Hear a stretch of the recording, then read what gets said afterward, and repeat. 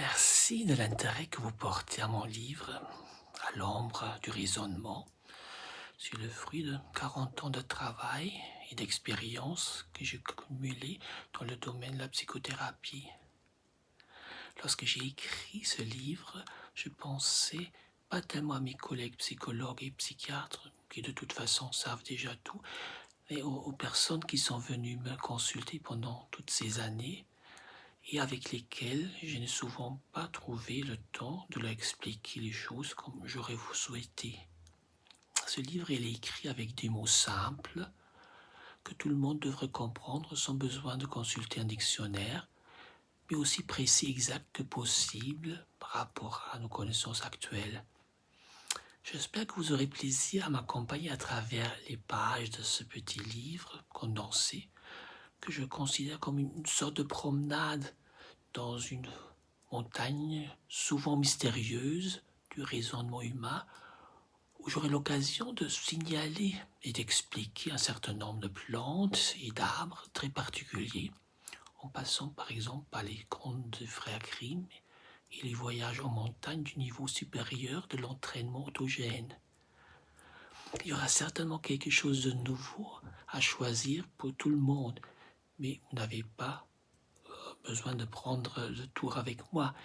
S'il y a un sujet qui vous intéresse plus particulièrement, je vous encourage à le consulter directement dans la table des matières et à aller directement aussi à la page concernée. Que ce soit l'intérêt du jeu de poker, et c'est ce qu'il peut nous apprendre pour la vie, c'est au chapitre 7, ou les conseils pour passer une bonne nuit de sommeil, au chapitre 14, ou encore les effets traumatisants de l'enfance, au chapitre 20. Mais même si vous suivez ma visite guidée d'un bout à l'autre, une visite complète ne devrait pas vous prendre plus que 2 heures de votre précieux temps. Et comme le livre sera à vous, vous aurez alors le temps d'y retourner aux différents endroits qui captent votre attention autant de fois que vous le souhaitez pour absorber tranquillement toute la saveur qu'ils peuvent vous inspirer. Vous pouvez bien vous imaginer qu'il m'a fallu plus de 2 heures pour écrire ce livre, mais vous trouverez le résultat prêt et facile à digérer. Pour vous donner une petite idée de ce que vous attend si vous acceptez de m'accompagner dans cette petite marche à travers la montagne, voici quelques-unes des questions triviales de connaissances auxquelles vous n'aurez aucune difficulté à répondre une fois que nous aurons terminé notre petit chemin. Combien d'os y a-t-il dans votre corps? 192, 202, 206, 212, 248, 270. Si nous relions tous les morceaux de notre ADN ensemble, quelle serait la longueur de la chaîne? 60 cm, 80 cm, 100 cm, 120 cm, 140 cm, 160 cm. Les excréments que notre corps produit au cours de notre vie représentent combien de fois notre poids? 20 fois 30 fois 50 fois 100 fois 150 fois 200 fois. Si vous n'êtes pas sûr de vos réponses, n'hésitez pas à me les demander. Ou bien ouvrez simplement le chapitre 8 du livre et vous n'aurez plus besoin de poser aucune question.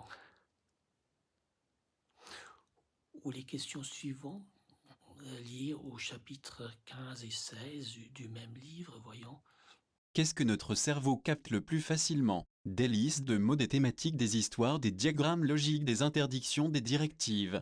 L'avalanche neurale, d'après Stanislas Dehaene, perturbe le cerveau. Réveiller notre cerveau des rêveries, crée un état de conscience spécifique, sépare les différentes informations sensorielles et c'est un accident qui n'arrive pas souvent, peut nous réconforter de ne pas pouvoir aller skier cet hiver. Le phénomène du Reality Distortion Field, RDF, n'a pas été le cheval de bataille de Donald Trump pendant sa campagne électorale, ne vient pas de la science-fiction, est basé dans la réalité de la vie quotidienne, a été le point fort de l'inventeur des smartphones et des tablettes informatiques, est loin de l'emprise de Bobby Fischer sur l'ancien champion du monde d'échecs, n'aurait pas aidé Bill Clinton à gagner les élections en 1993.